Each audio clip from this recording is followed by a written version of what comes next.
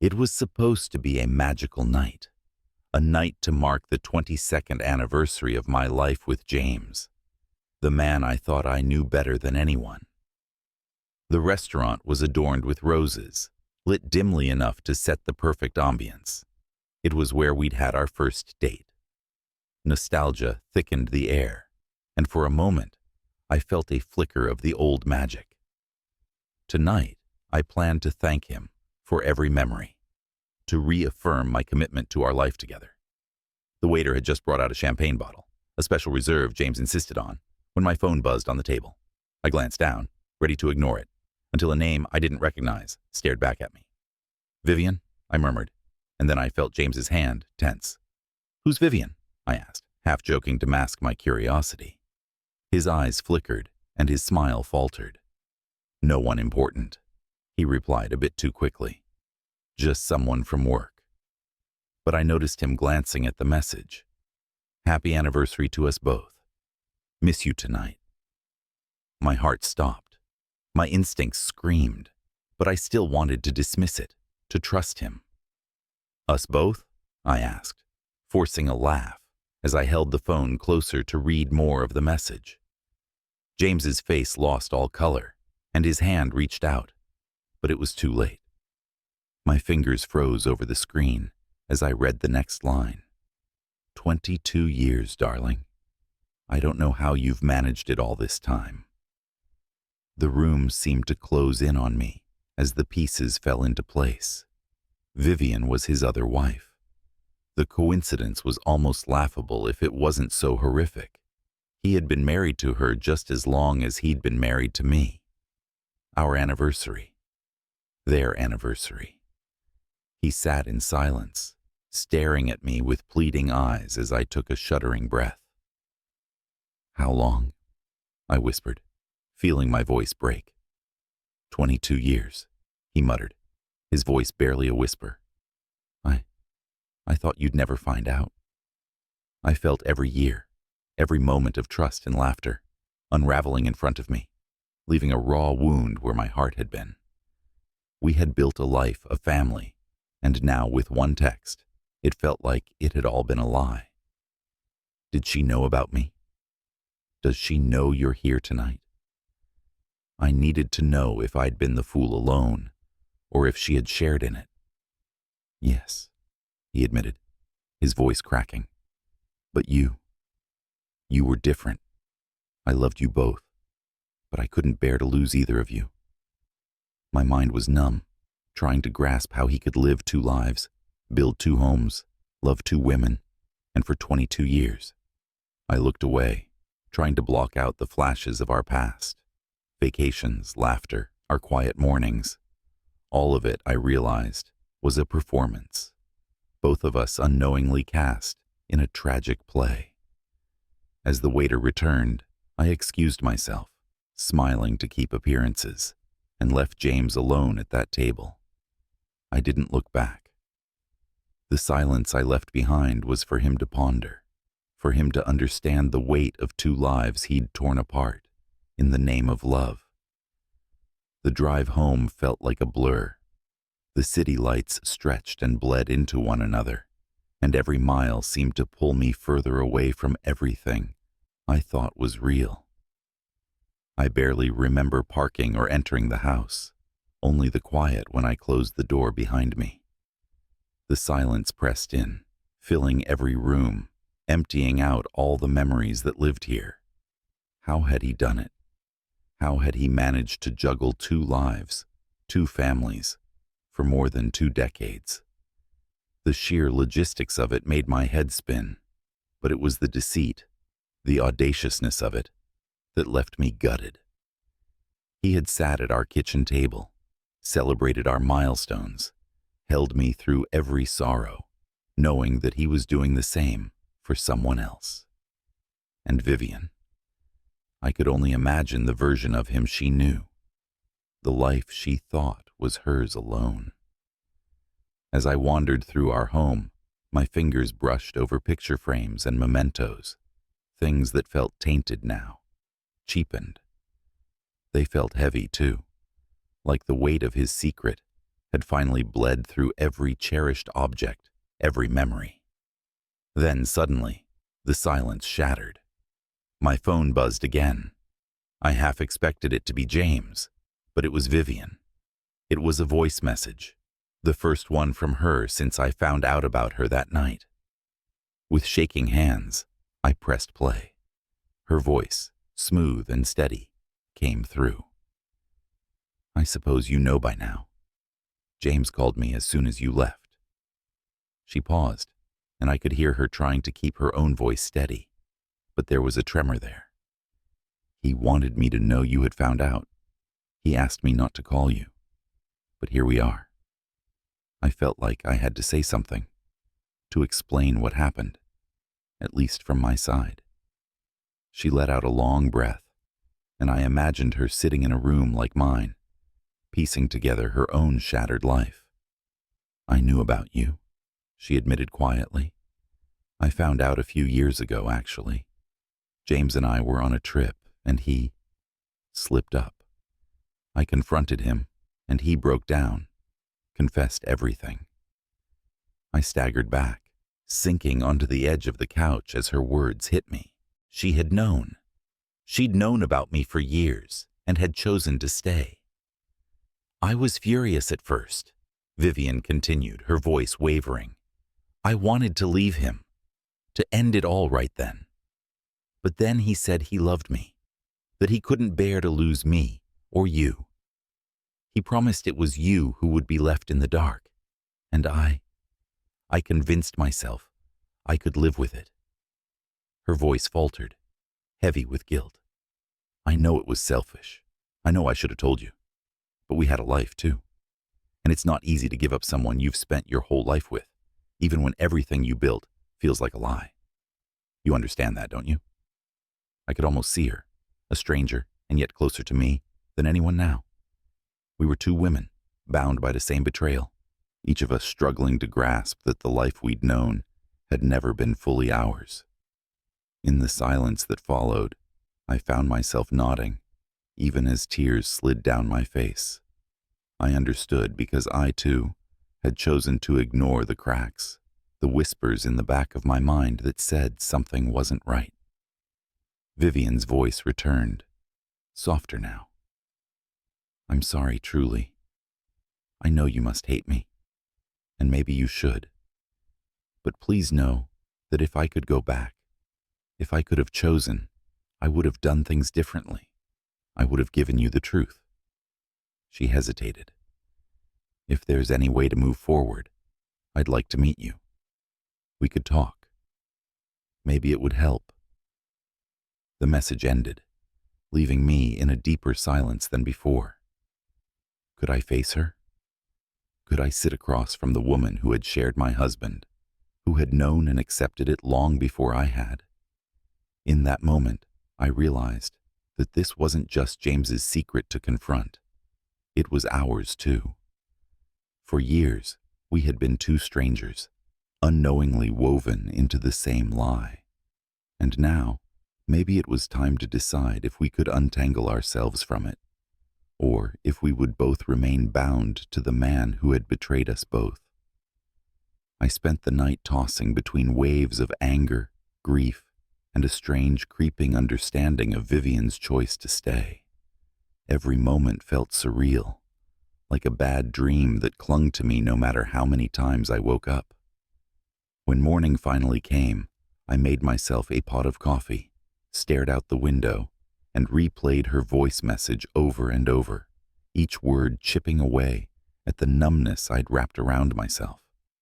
By noon, I knew what I had to do. I texted her back, a simple message. "Let's meet." She replied almost immediately, suggesting a small cafe on the edge of the town. The irony hit me as I read her message. I'd been to that cafe with James on a dozen quiet Sunday mornings, our own little secret spot, or so I'd thought. I arrived a few minutes early, nerves tightening with every step I took. The cafe was nearly empty, the scent of fresh coffee mixing with the quiet hum of jazz in the background. Vivian was already there, sitting by the window, her hands wrapped around a mug as she stared out at the street.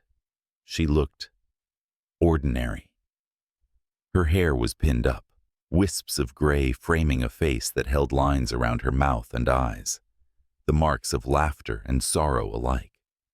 She looked like me, in a way, aged by love and betrayal, but carrying it with a kind of quiet dignity. She looked up as I approached, her eyes meeting mine with a hesitant smile that felt painfully familiar. I didn't know whether to hate her or pity her, and so I simply nodded, sitting down across from her. For a moment, we just stared at each other, the weight of our shared silence heavier than words. "I didn't think you'd actually come," she finally said, her voice softer than I'd imagined. "I didn't either," I replied, folding my hands on the table. "But here we are." Vivian took a shaky breath, her fingers tightening around her mug. "I wanted to tell you for years," she said, her gaze dropping. "But every time I convinced myself that it was better this way, that maybe you didn't want to know. James said you'd never forgive me if you found out, that he couldn't bear to lose either of us." Her voice broke, and she wiped a tear from the corner of her eye. "Better for who?" I asked, my voice sharper than I intended. The anger I'd pushed down for so long finally broke through. "Better for you? For him? Did you ever think about what I would have wanted?" Her shoulders sagged, and she nodded slowly. "I thought about it every day. But I told myself you were happy, that maybe it was enough that he loved us both." Her words hit like a punch. Loved us both? The thought was absurd. Love wasn't splitting your life between two women, two worlds, and hiding it all under layers of lies. But looking at her, I saw the same anguish, the same hurt I felt. She hadn't been spared by any of this, just as broken as I was, and for the first time, I realized she was a victim too. "Did he ever plan to choose?" I asked, my voice barely a whisper. Vivian shook her head, a bitter smile tugging at her lips. "He said he didn't have to, that we could live like this, just as we had been." She looked down, ashamed. I let myself believe him. We sat in silence, letting the truth settle. There was no resolution, no undoing the years we'd lost to his lies. We were two people bound by the same betrayal, yet we were more alike than we could have ever imagined. "What now?" she asked, looking at me, her eyes filled with the same exhaustion. I shook my head, finally letting out a breath I'd been holding. "I don't know," I said honestly, "but I think I need to find a way to forgive myself for trusting him, for believing in him." Vivian nodded, a glimmer of understanding in her gaze. "Maybe we both do." We didn't make any promises to keep in touch, and as I walked away, I felt strangely lighter. The betrayal still stung, but it felt different now. James's lie had torn us both apart, yet somehow, sharing the truth had loosened its grip on me. And as I stepped out into the afternoon sun, I knew that I could finally begin to let go. Not just of him, but of the weight of the secret that had bound me to a life that was never fully mine. The days that followed were quiet, a strange calm settling over my life as I tried to come to terms with what I'd learned. Every object in the house, every routine, was a reminder of the life I thought I'd built, now a hollow echo. The pain was still there, but it was becoming more like background noise, a dull ache I could ignore just long enough to get through each day. Then, just as I was beginning to find a new rhythm, James showed up on my doorstep. I opened the door, and there he stood, his face drawn, eyes rimmed with sleeplessness, holding a bouquet of flowers, as if that could undo the years of betrayal.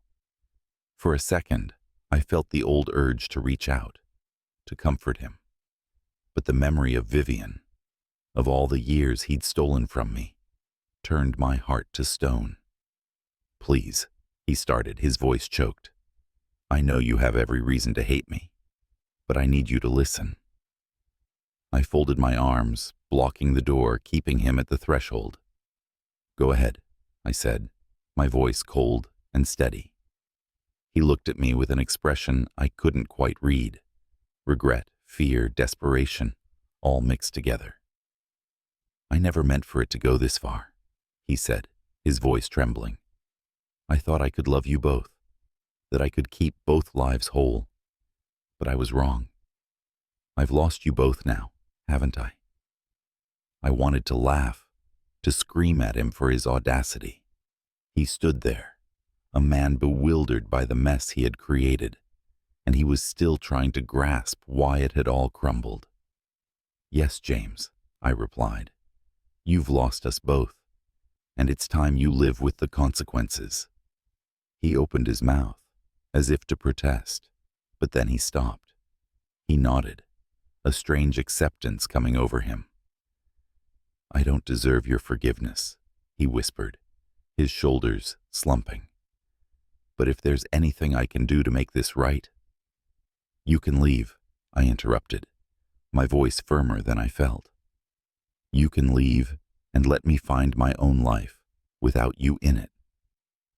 The words hung in the air between us, and for the first time, I saw something close to defeat in his eyes.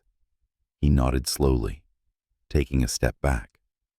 "If that's what you want," he murmured, his voice almost inaudible. "It is," I said. I couldn't look at him anymore, so I closed the door, shutting him out, shutting out the life we'd once shared. In the days that followed, I began taking steps to rebuild, to claim a life that was truly mine.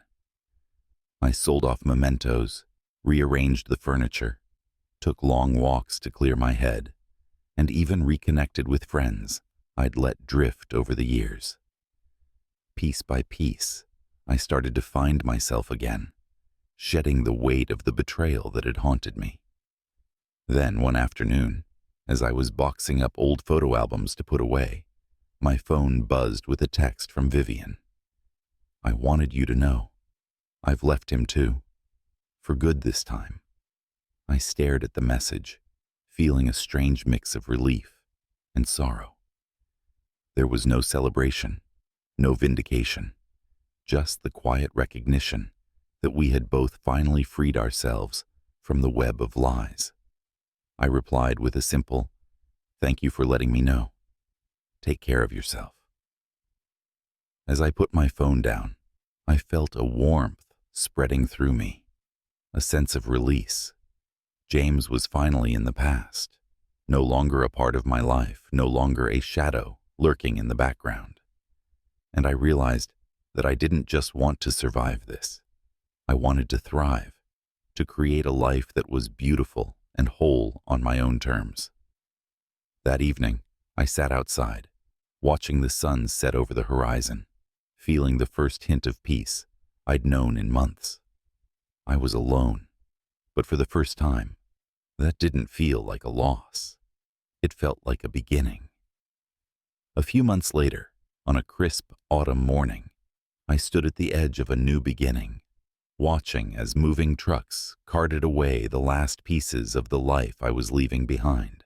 I'd decided to sell the house, to move closer to the city where new opportunities waited, a place without memories of James lurking in every corner.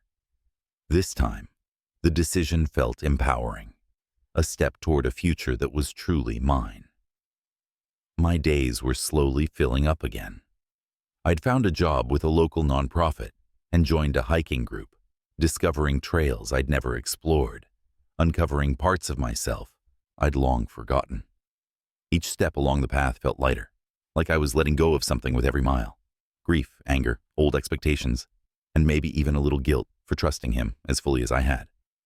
The ache was still there, but it had softened into a distant echo, a reminder rather than a burden. One evening, as I was packing the last of my belongings, I found an old forgotten box. tucked away in the back of a closet. Inside there were postcards, notes, ticket stubs, tiny fragments of the love I'd once believed was real. The memories felt like they belonged to someone else, like I was observing them from afar. I sat down, held each one briefly, then placed it back into the box, and, with a deep breath, I set it aside for donation. I knew it wasn't about erasing the past. I'd loved him, that was true, and that love had shaped me in ways I couldn't deny. But I was ready to let go of the parts that no longer fit, to make space for the life I was building on my own. On my last morning in the house, I took one last walk through each room, not with sadness, but with gratitude. I had lived a life here, even if it hadn't been what I thought. And as I locked the door and walked down the front steps, I felt a quiet satisfaction. I was finally free. Outside, the wind carried the scent of fallen leaves, crisp and new. It felt like a promise. A few days later, as I settled into my new apartment, a text came from Vivian. Just a short message. Thinking of you. Hope you're well. I paused, looking out my new window at the city lights that glimmered with possibility. And then, with a quiet smile, I replied, Thank you. I am. As I set the phone down, a calm, steady feeling filled me. This was the start of something real, something fully mine, and as I looked ahead, the future stretched out before me, open, unburdened, and waiting.